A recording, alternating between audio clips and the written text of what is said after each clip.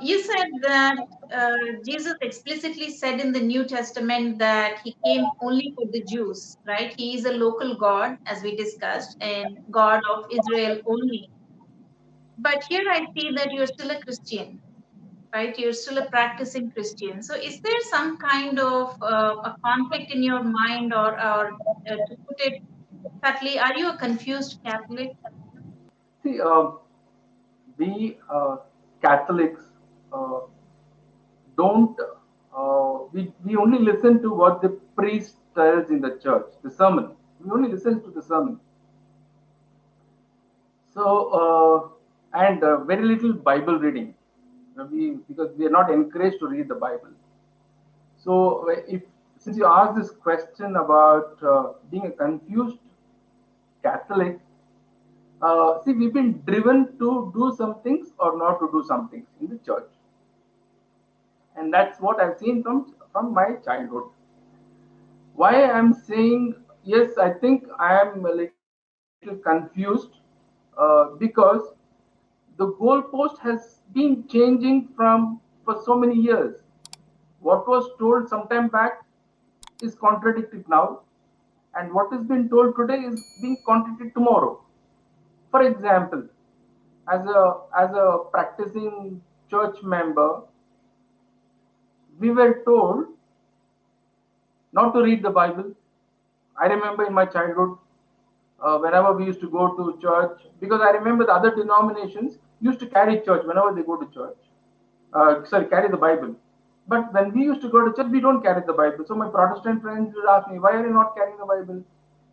So when I asked the priest, he said, "No, you don't read the Bible. You just come to the church. We will tell you what needs to be done." After some time, now recently, with a lot of the charismatic thing that is happening, because I think somewhere the church has realized that it is losing its people. So it is said, okay, now you need to read the Bible. Second thing, Bible said no Bharatanatyam, because I remember when not the Bible, the church used to say Bharatanatyam is Hindu, don't practice it. It's Hindu, it's taboo. But today I find in the church itself Bharatanatyam being done.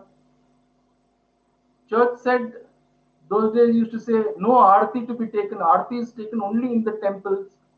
Today I find in the church itself arti is being taken. Church said you should not put this tilak, tilak you should not put. But I find recently I found even the bishops were putting tilaks, and church said coconut is Hindu. Do not bring coconut is Hindu form of worship. Do not bring it. You're not supposed to use it because only the Hindus use it.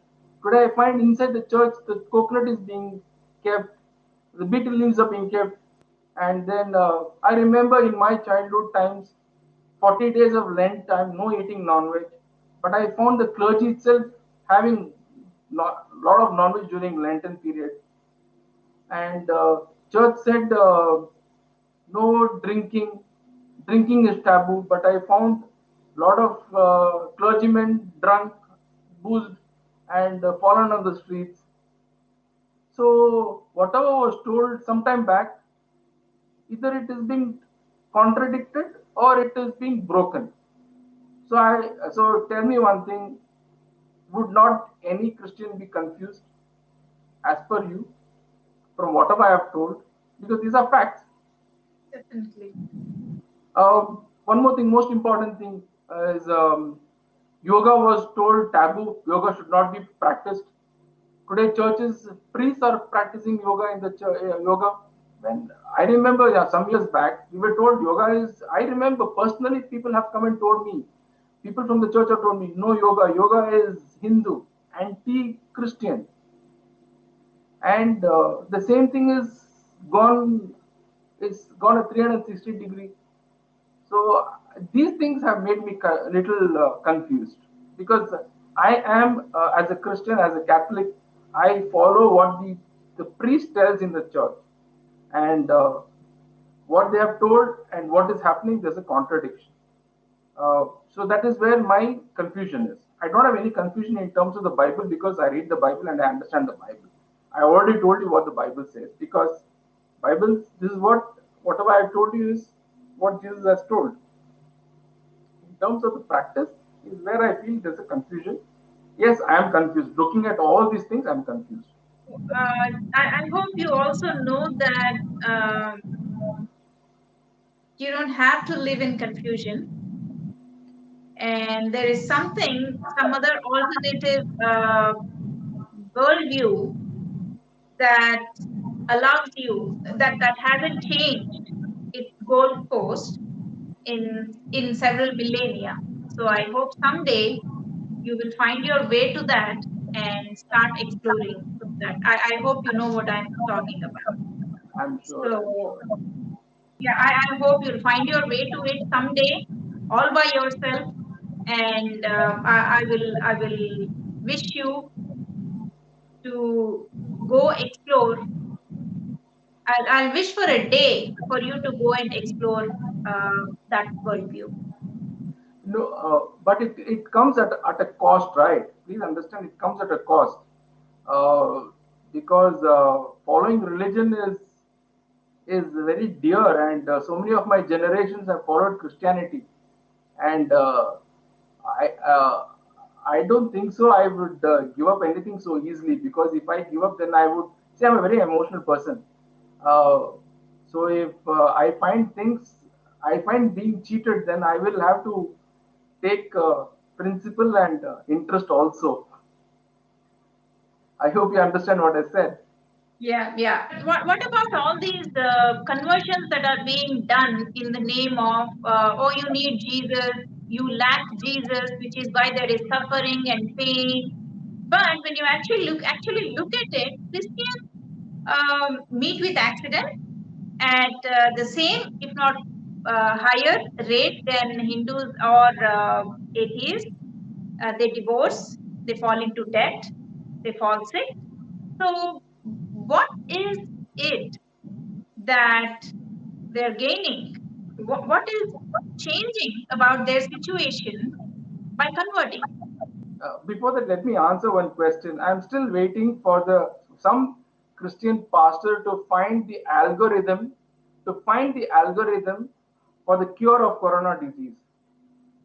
I'm still waiting for any pastor to come up and say that I was able to talk to God and find the algorithm, the answer for the corona disease. They were able to heal cancer, AIDS, everything, right? The world is at a turbulent situation now. They need somebody to cure it, and they need the pastors. I do not know why all the pastors are missing. So let's take it off saying that all these divine interventions. So let me come to conversion. I think everybody should know that the Christian missionary, the Christian activism, the Christian proselytization, it is all, I feel, according to me, is nothing but a marriage between and religion politics and religion, because way back, I think it's around 300 or 400 AD, there were enough confusions. The church, there was so much of infighting between the church, between the Pope and the king. Finally, they came to an agreement. Finally, they came to an agreement saying that, okay, let's work together and share the spoils. And that is where all the exploration started, the missionary activity started. Hmm. So, if you look at, and it is a religion which is institutionalized, which Jesus never wanted to be institutionalized. He was against institution. What happened? These people have made institutions now because it is one of the best multi network marketing concepts, multi-network marketing concepts. Like you have some big brands which work on gaining a lot of people and making money. This is nothing less than that. And according to me, it is nothing but trying to use religion to get inroads into the vast country, the vast global riches, and get hold of it. So religion was a ploy. Religion was an effective ploy that was used to get inroads, because either the missionaries went first into some country or the army went first into this country. But they both were hand in hand always. Even India had the same thing. It was nothing but sharing the spoils. That is what my Absolutely. conclusion is. and Correct. history is testimony to it. I'm not talking in the air. History is testimony to it. You name it Africa, you name South America, you name Europe, you name even Australia, you name parts of Asia. Missionaries have come and taken over this part of all these regions. And the worst thing is nothing has changed, or rather, it has become only bad. Right? Christianity talks about peace, happiness, love. But what actually happened? At what cost? At the cost of a sword on our heads? Isn't that what they Correct. did? Isn't that what they did? They sent armies to convert into Christianity. Forget all that. Look at the infighting. Ireland. Look at Ireland. Until recently, there were Easter bombings, Good Friday bombings. Can you Correct. imagine that? Easter bombings, Good Friday bombings. Correct. Northern Ireland, Southern Ireland, Protestants and Catholics fighting with each other like cats and dogs. What religion are we talking about? This is a religion of nothing but either it's my way or highway, Correct. right? So there's not there's lots we can talk because it's much deep rooted, and this is something which is grown not overnight. According to me, it's 300 300 400 AD is when all the missionary activity started. What missionaries did in the past, they did. But if you actually look at conversions today, look at it from the people that are converting, from their perspective. So you would agree with me that that every conversion happens in anticipation of a solution to a very human problem, like a financial need or a requirement for a cure to a health disorder or psychological need, and very rarely, or I should say, totally absent, which is um, uh, nobody wakes up one bright morning, starts reading the Bible, and experiences that eureka moment and runs outside shouting, "Hey, I got all the answers about my existence, my purpose, and meaning in this world. I found out the beginnings of the universe." Nobody does that. Nobody runs out in joy shouting and gets into a tank and gets baptized, right? So, would you agree with me that every single conversion happens in anticipation of a remedy to a problem? It At is times, it's the identity crisis among youngsters, to feel that sense of belonging, or among adults and people that are handling families, it's a financial need or the health, or I mean, it's always a need. It's always a solution to a problem. That's how conversions happen, and it's never reason. It's never logic or the philosophy of Christianity that takes them into it. Would you agree with that? I would definitely agree to it because, see, one thing we need to understand and also recognize is this. Uh, Being a Christian, I've noticed it, I've seen it, is the camaraderie that's there among the Christian community.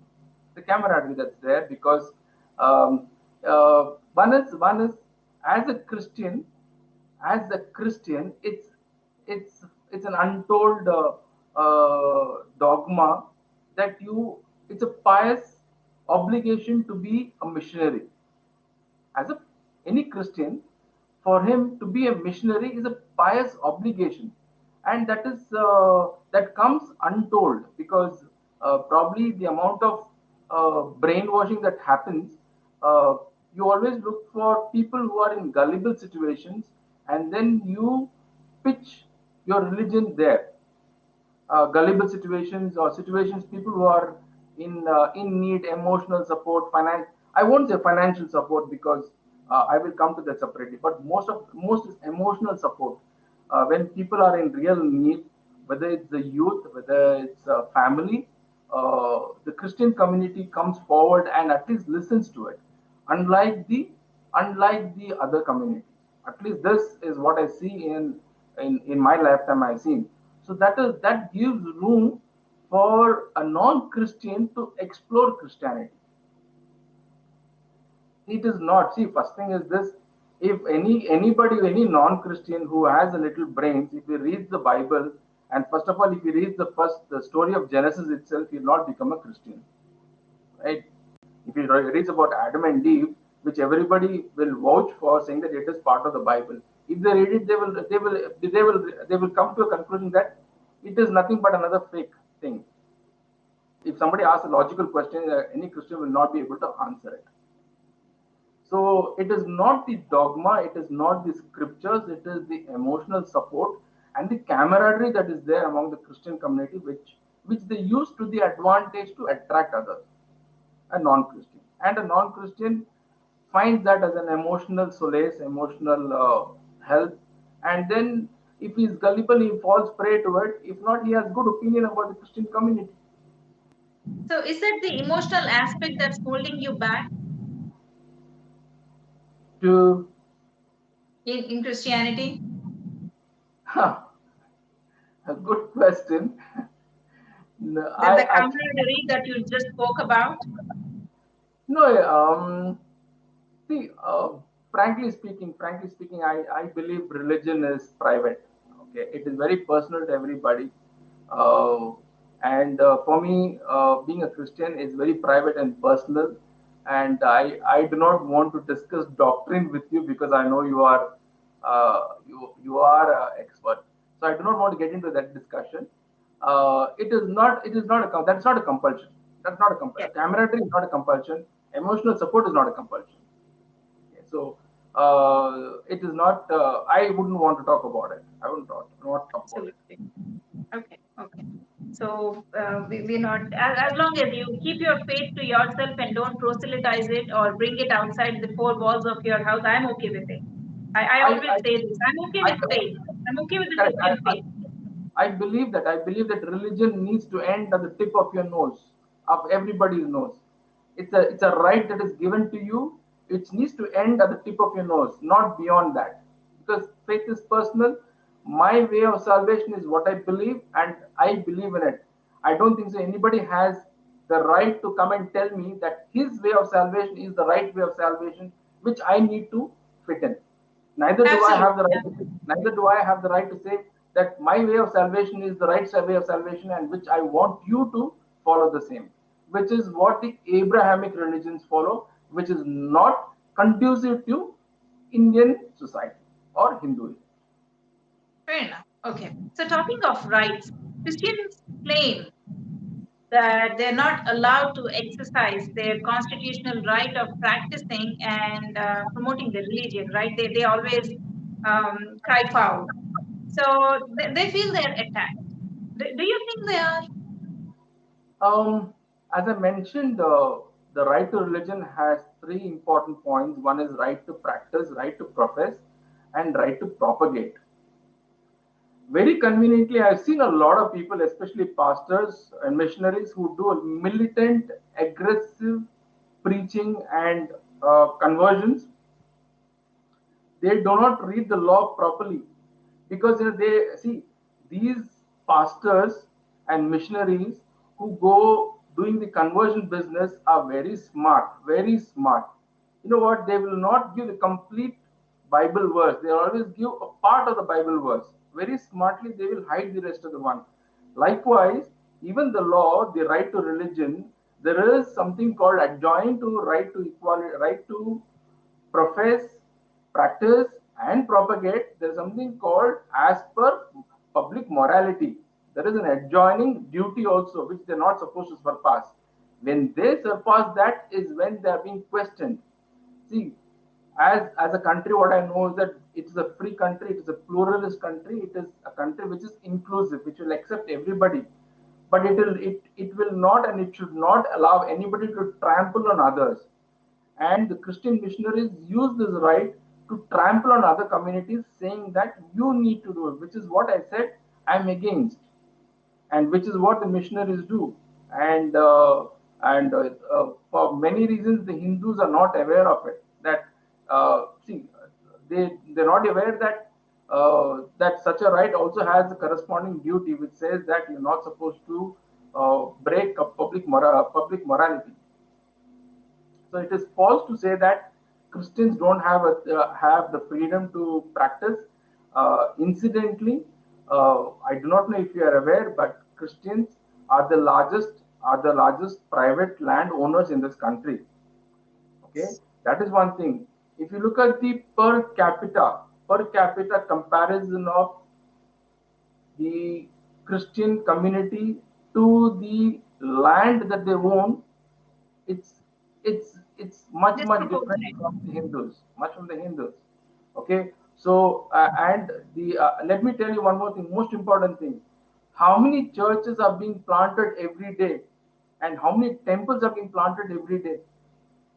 Look, how many new temples have come up? Let us know in any part of this country. Hmm. There is at the kind of aggression that is aggressive Christian church planting that is happening. I don't think so. Hinduism has even bothered to know about it. But then the amount of churches that is coming up is humongous. And actually, why is a church being built? A church is being built to accommodate people in the vicinity. But today, the churches are built in places where there are no people. Why? So that people migrate towards the place and start living there and getting converted and becoming members of the church. So it is very false to say that Christians do not have the right. Only thing is this right is being abused. Abused. I'm being very categorical.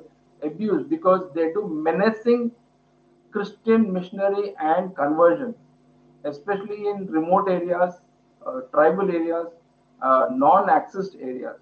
True, true. You're so right there. So let's talk about some of your current activities. What are you involved in? You seem to be a very busy RSS member and a BJP member. So what are your current activities? One is the most important thing. What we are doing is uh, since I have see the RSS does not do propaganda on its own. Does not do propaganda. There's no marketing. There's no branding. They don't talk. Only the service talks. The service talks, and even that service is spoken by a third party and not them. Hardly do you have the RSS member, the Sangh Parivar, talking about what they do. They don't do it because they only do service, and they do selfless service. Now I find that since it's been demonized, I came forward and I said, no, that is not true. Now, what I see is this there are a lot of people, also Christians, who feel the same. I was so happy to see that there are so many Christians who are already members of the RSS. So, what I am doing is I am getting all these Christians who are in the RSS together and probably because one of the reasons why they have not come forward would be the reason being ostracized from the church. Now they find somebody who's already there and who's making some noise, so they come forward to say that yes, we are Christians and we are part of the RSS. That is one thing. Second, and the most important thing, rather the first thing, what I wanted, what is pivotal is this: on the global front, on the national front, there is no Christian who's talking pro India. There's no Christian who's talking pro India. If you look at the global arena, Indians who are, especially even the Christians who are going and representing India in a lot of all these forums across the globe, are only bad mouthing about India, about Hindus, about Prime Minister Modi, about whatever he is doing, which is actually is not true. And there needs to be a Christian voice.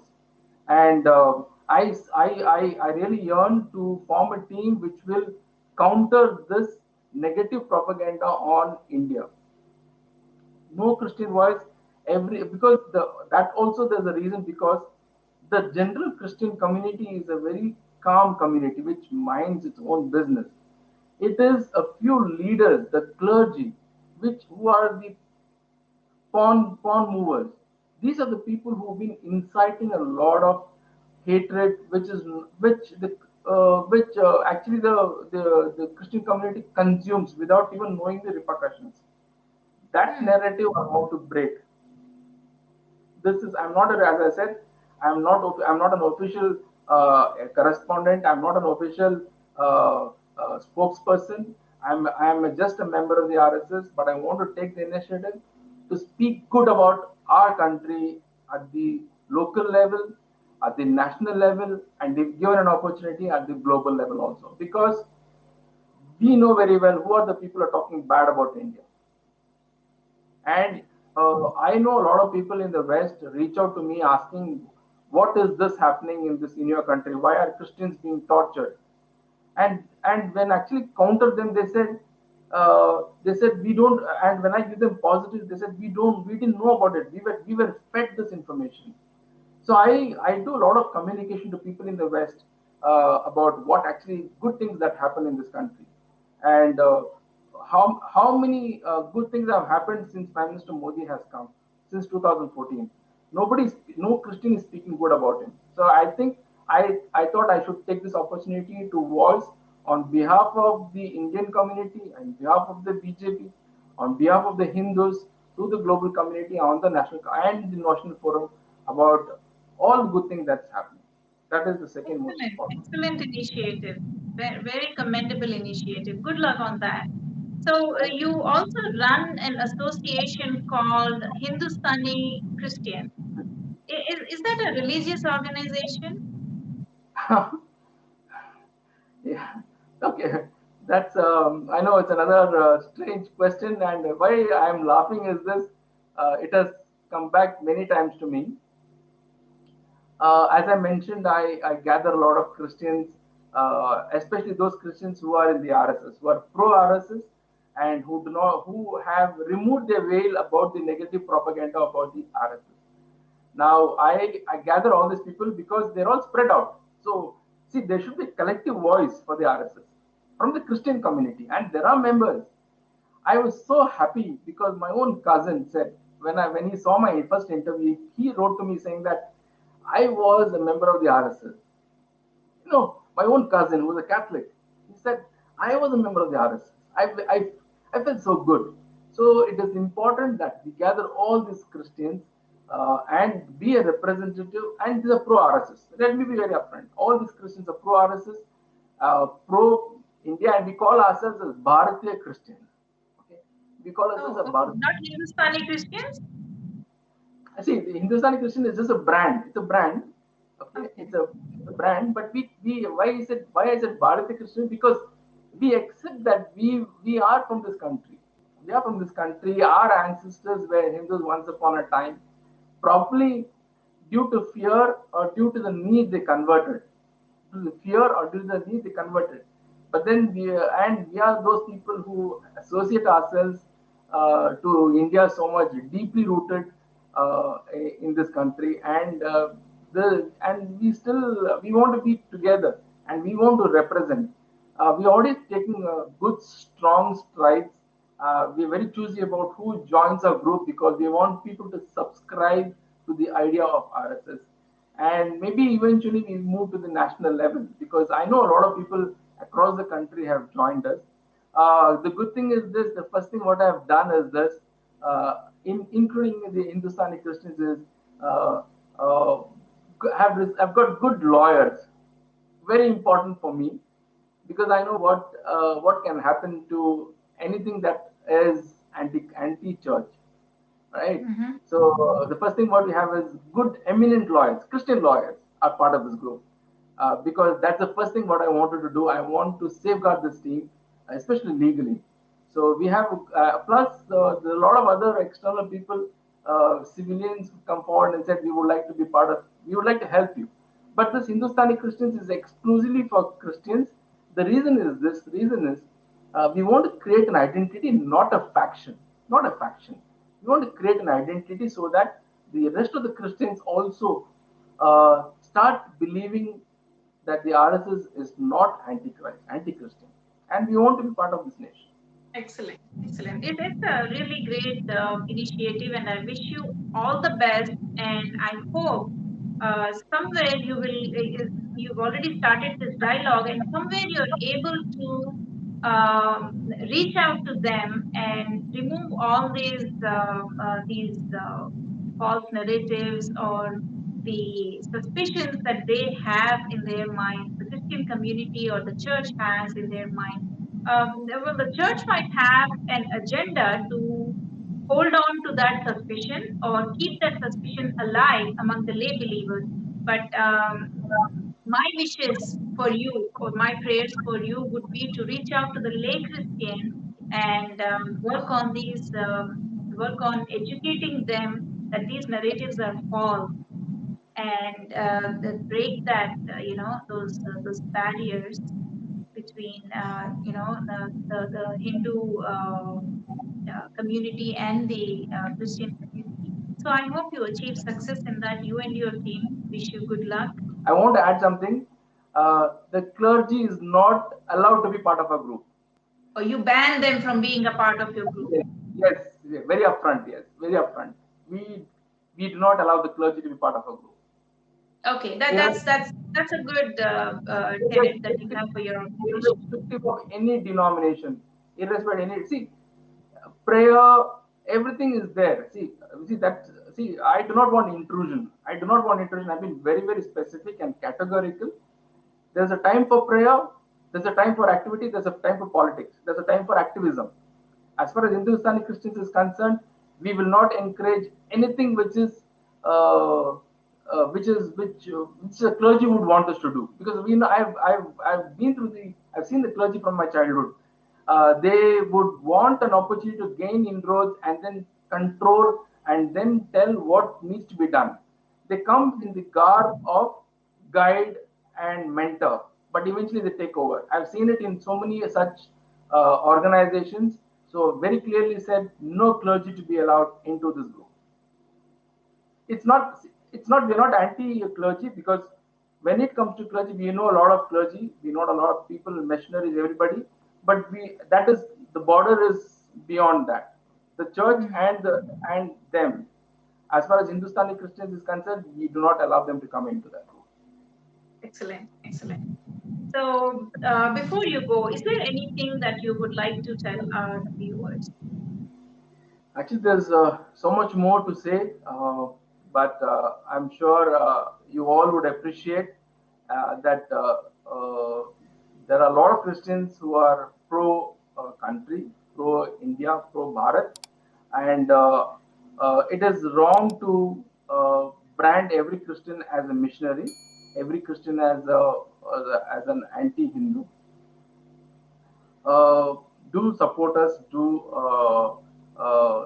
help us. If you know any Christians who would like to be part of the RSS, and we'll be more than happy to add them into the Hindustani Christians group. Great, great. Thank you so much for talking to us, Jerome. I really appreciate, as I said, you bring a fresh perspective to this whole dialogue. This animosity that we see today.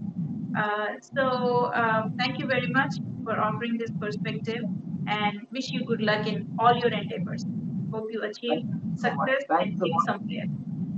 I'm really happy to be part of this initiative, this discussion, whatever good things what you've done. I really appreciate it, and look forward towards future such endeavors with you. Great, great. Thank you for watching, viewers. I will see you in another episode. Until then, namaste.